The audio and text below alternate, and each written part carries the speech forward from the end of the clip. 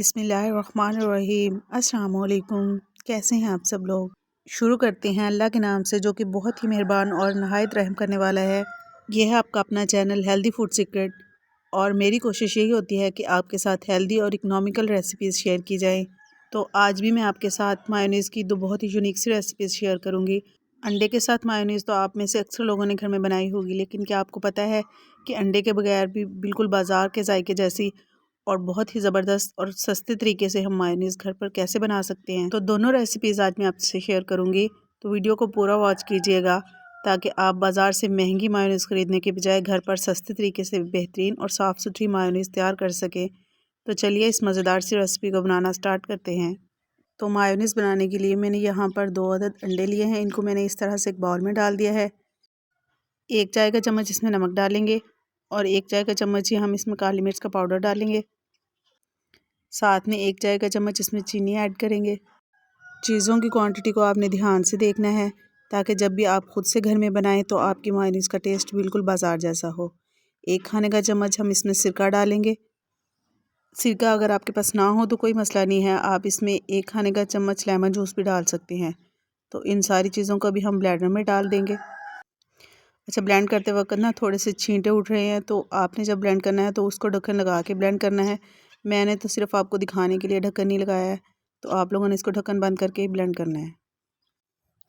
तो पहले इन सारी चीज़ों को हम अच्छी तरह से 2 से 3 मिनट के लिए बीट कर लेंगे। बाज़ार से हम जो मायोनीज़ ख़रीदते हैं वो काफ़ी महंगी पड़ती है, लेकिन अगर हम खुद घर में बनाएं तो वो सस्ती भी पड़ती है और साफ़ सुथरी भी होती है।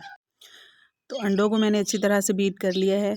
अभी हमने यहाँ पर 1 कप कुकिंग ऑयल लेना है। घी आपने इस्तेमाल नहीं करना, कुकिंग ऑयल ही इस्तेमाल करना है। तो हम थोड़ा थोड़ा करके इसमें डालते जाएंगे और साथ में ब्लेंड करते जाएंगे। ब्लेंडर को आपने रोकना नहीं है, बस इसी तरह ब्लेंड करते हुए आपने थोड़ा थोड़ा कुकिंग ऑयल इसमें डालते जाना है और ब्लेंड करते जाना है। एक बात मैं यहाँ पर आपसे शेयर करती चलूँ कि अगर आप मायोनीज़ को ज़्यादा टाइम के लिए स्टोर करना चाहती हैं, मतलब ज़्यादा दिनों के लिए आप इसको रखना चाहती हैं, तो आपने जो भी बर्तन मायोनीज़ बनाते वक्त इस्तेमाल करने हैं उनमें नमी वगैरह नहीं होनी चाहिए।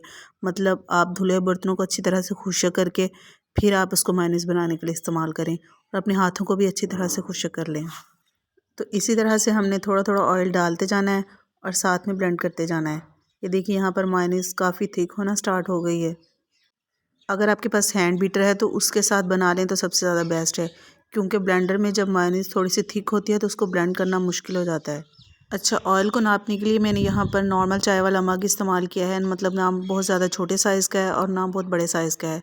तो 2 अंडों के साथ मायोनीज़ बनाने के लिए आपने इतनी क्वांटिटी में ही ऑयल इस्तेमाल करना है। तो मायोनीज़ हमारी बिल्कुल तैयार हो चुकी है।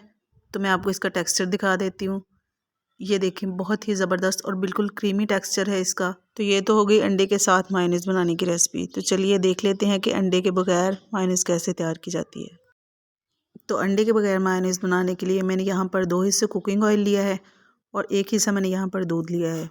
अच्छा, मैं यहाँ पर आपको 1 कप दूध के साथ बता रही हूँ। अगर आप ज़्यादा क्वांटिटी में बनाना चाहते हैं तो आप ऑयल की क्वांटिटी डबल करते जाएँ, ठीक है ना। तो अभी हम यहाँ पर दूध को ब्लेंडर में डाल लेंगे और 2 खाने के चम्मच इसमें साबुत लहसुन डालेंगे। अगर आप लहसुन पाउडर इस्तेमाल करना चाहते हैं तो वो भी इस्तेमाल कर सकते हैं।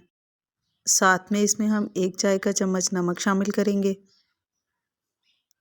और 1 चाय का चम्मच ही हम इसमें चीनी शामिल करेंगे और 1 खाने का चम्मच हम इसमें सिरका डालेंगे। अगेन मैं आपको बता दूं, सिरका अगर आपके पास नहीं है तो आप इसकी जगह पे लेमन जूस भी डाल सकते हैं। दूध का टेक्सचर काफ़ी रनी होता है तो इस वजह से मैंने ढक्कन बंद कर दिया है। छींटे काफ़ी उठ रहे थे, तो अभी मैं आपको ब्लेंड करके यहाँ पर दिखाती हूँ।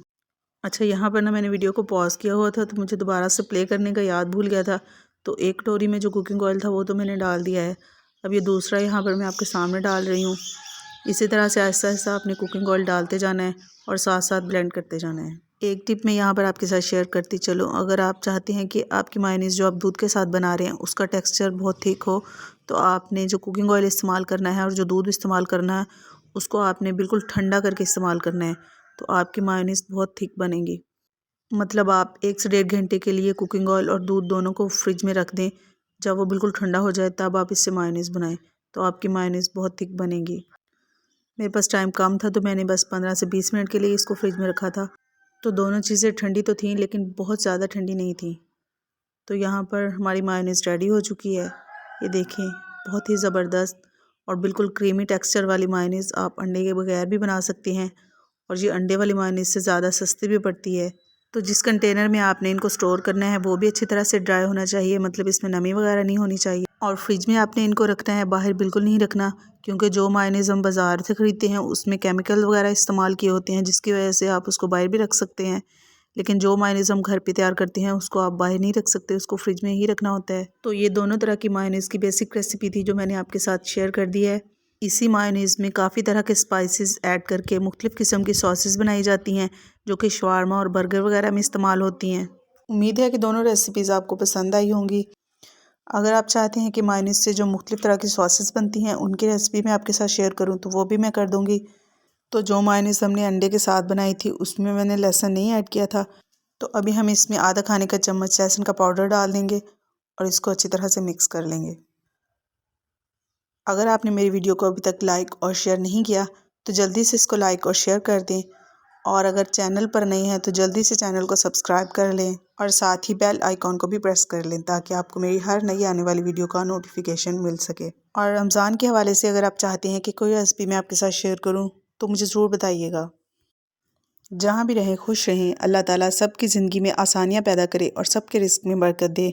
फिर मिलते हैं इंशाल्लाह बहुत जल्द एक नई रेसिपी के साथ। अपना बहुत सारा ख्याल रखिएगा और मुझे दुआओं में ज़रूर याद रखिएगा। अल्लाह हाफिज़।